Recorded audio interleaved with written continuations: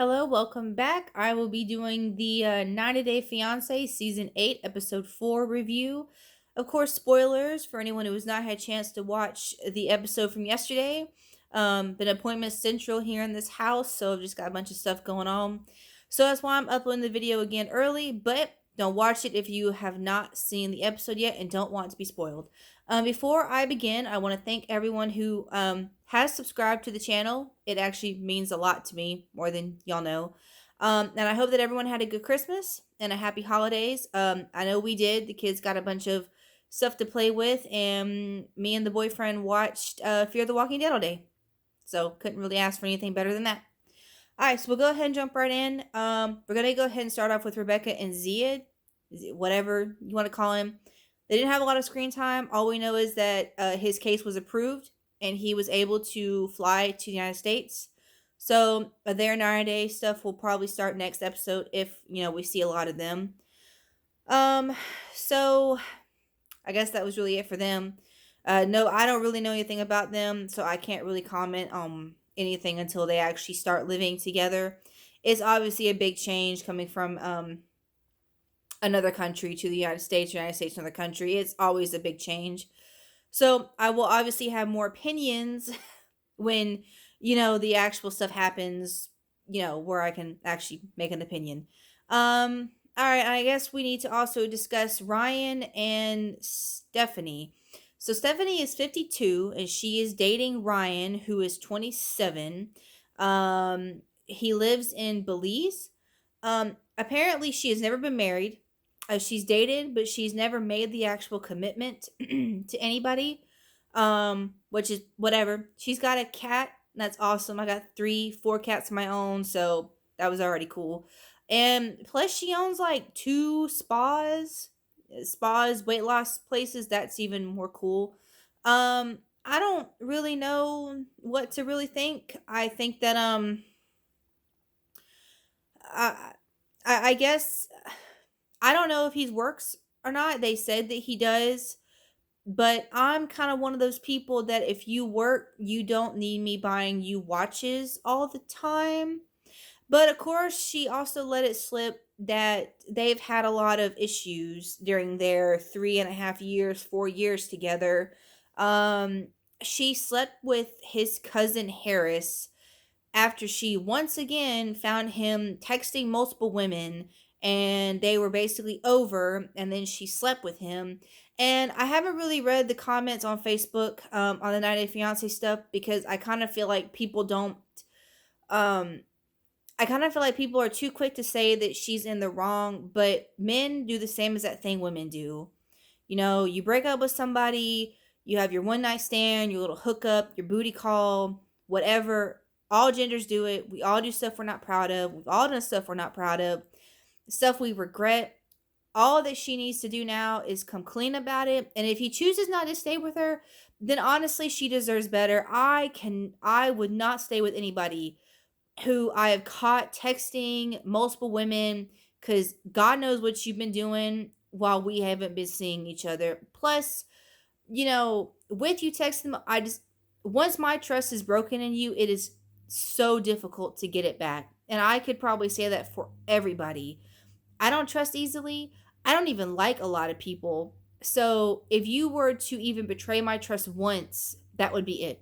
I cannot deal with that kind of I can't deal with that kind of stuff. So I'm shocked that Stephanie is because she said that she has put up a bunch of walls, emotional walls around her heart or around herself in general. So the fact that she kind of brushed it off, I would not have. And it's a little shocking to me. But of course, she has a psychic friend who, tells her to be wary of Ryan, that he may still have his ex girlfriend in his life, even though he has sworn it's not true. I don't know. I don't know. I I kind of wish that Stephanie would not be so blind to people who use you and lie and take advantage and have no respect. Because I kind of feel like people push that boundary. If they know they can get away with something, they're going to keep doing it because you're going to be okay with it. So the fact that she has been okay just with him texting the multiple women and not really ending it there or saying that he needs to stop, and if she catches it again, then it's done. It's I kind of feel like she's setting herself up to be heartbroken. Um, all right, so Mike and Natalie. I actually made popcorn to watch their little section alone because all Natalie has done since she has come to the United States has complained about everything. About that it's cold. They're in a small country, a small city. The house is cold. Everything is just something going on. And I was like, shut up, Natalie. Just stop. So, Sunday, he made them breakfast, French toast, which is actually really good. You put some syrup on there and you eat it, and it is fine. She said that it was fine, it just was not healthy. And let me tell you something, eating French toast one day out of the week will not kill you. It won't. She ate a carrot. She ate a carrot for breakfast, a raw carrot. Granted, I don't like cooked carrots. I think they're gross, so I would have ate a raw carrot too. But if somebody went out of their way to show me, if I was from another country, to show me how to make French toast and made me French toast and made me some coffee, I would not have sat there and been like, I want a carrot instead. And I understand that she's vegan or a vegetarian or something like that. And I read somewhere that she wants to convert him, and that's not going to end well. So, and I also kind of feel like Mike should have taken off to help Natalie kind of readjust because she's coming from a different country, a different life. For you to grow up in the city, say you lived in New York, it's a city, it's a big city, it's crowded, there's always stuff to do, there's people everywhere. And then you move out to, say, Texas, Washington, Georgia, is somewhere where it's not so, I don't want to say Atlanta. I'm not saying Atlanta, Georgia. I'm just saying, like where I live, there's people, but there's not a lot of people where I live. So, I actually have to drive a few minutes, maybe 10 minutes, 15 minutes to actually get to do stuff, but it's fine that way. So imagine you grow up in the city life and you move out to the country, and then all of a sudden you're just surrounded by woods and there's nothing there, and you're in a small city and a small town, everybody knows everybody, and there's not really anything. It's gonna be a big adjustment. However, I hope that if, because I don't really know what their future is gonna hold, because I know that she has to leave. But honestly, or from what the preview says, it looks like she has to leave. I would hope that Mike would consider moving. You live in a thin house and it's cold and you're cold, and apparently you don't turn the heat on, or the heat's not on high enough. It's cold. I'm not built for winter. Although I don't really understand how Natalie can be cold. She literally lives in Russia and it's cold there too. And also, she was literally wearing some like shirt that barely covered her stomach. So I can imagine that she's cold. She's not really dressing properly. But Mike seems to be fine. He's adjusted to it. I am a little concerned because I just kind of feel like they're so mismatched. And then, of course, in the upcoming preview, she's talking about setting a wedding date, and he's just kind of like, no, I don't know if we're there yet. I can't give you yes or no. You're not going to have your ring back. Why is she over there if you're not wanting to get married? The K1 visa is not for the, oh, well, maybe we can work these things out and maybe we'll get married in, 90 days. It's, okay, well, we've worked our stuff out, pardon my language. And yeah, we have a few issues, but it's nothing that we're not going to overcome. It's almost like watching Tanya and Sinjin. The fact that they are still together shocks me. You have no idea, because I honestly expected him to leave. I would not have stayed with Tanya. I don't know if anyone actually ever watched season 7 of 90 Day Fiance with Tanya and Sinjin, but let me tell you, Tanya, she is like a narcissist. Is that the right word? Is that, I can't. Literally, she bought something for him to give to her. And literally, she's not, I can't even. I'm sorry. I don't like Tanya. And honestly, I would not have dealt with Sinjin either if he chose not to work, because it's not just on me to provide, you know? But, anyways, going back to Mike and Natalie, they had a lot of issues in the last season, and he ended up going home early. And I guess they tried to work their issues out, but the K1 visa is not for the we're going to decide. It's, hey, I just dropped a bunch of money into this, I hope that we're going to be fine. But obviously in, a month in and stuff is going awry and you don't think you're going to make it, then yeah, that's a different story. But you can't sit there and tell her we have 87 days to get married, so maybe we'll just see what happens, and maybe if we're lucky by the last day we'll get married. Because that's actually pretty much what happened with what was her name? Anna and Marcel or whatever. They literally got married within like hours of his visa expiring. So, I don't want any of that. If you're not going to get married and if stuff's not going to be hashed out literally in the first 2 weeks that you're there, don't even bother. But anyways, of course, um with Mike and Natalie, it's a small city, a small town, and she doesn't know what she's gonna do. Mike is literally gonna be gone early morning to 8 o'clock at night sometimes. She's gonna be there by herself, no friends. I don't know. If they actually ever really did get together, I would consider moving. Just somewhere bigger, somewhere that the walls aren't so paper thin, that you actually stay warm, somewhere. But obviously, it's not really anyone's choice, but their own or his. So whatever, we'll just see how they go throughout the season. All right, so then we're gonna go to Brandon and Julia. I'm gonna save Yara and Jova for last. So Brandon and Julia, obviously they get back to Virginia, and it's life on the farm, which of course Julia is not used to. She's used to city life, not farm life.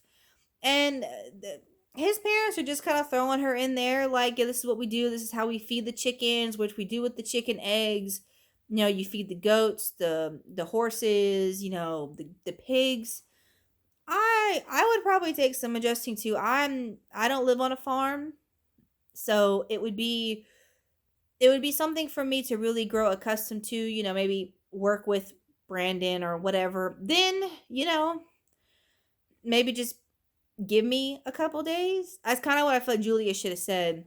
So they were pushing the sleeping in the same bedroom. Uh, and of course, his parents were not budging. And of course, they left condoms in his room on his bedside, which is not a shot at anybody. If you don't want kids, but you're not going to use protection, somebody's got to be looking out for you. I'm just saying, you don't want the kids now, use protection. So I'm not really too sure about Brandon's parents, because I kind of feel like, I don't know, I feel like they do treat him like he's a child. And while that's fine and everything, but he's not a child. And I understand the whole being married before you sleep together nonsense and whatever. I'm just saying, they're not kids anymore. They're adults. Just let them sleep in the same damn bedroom.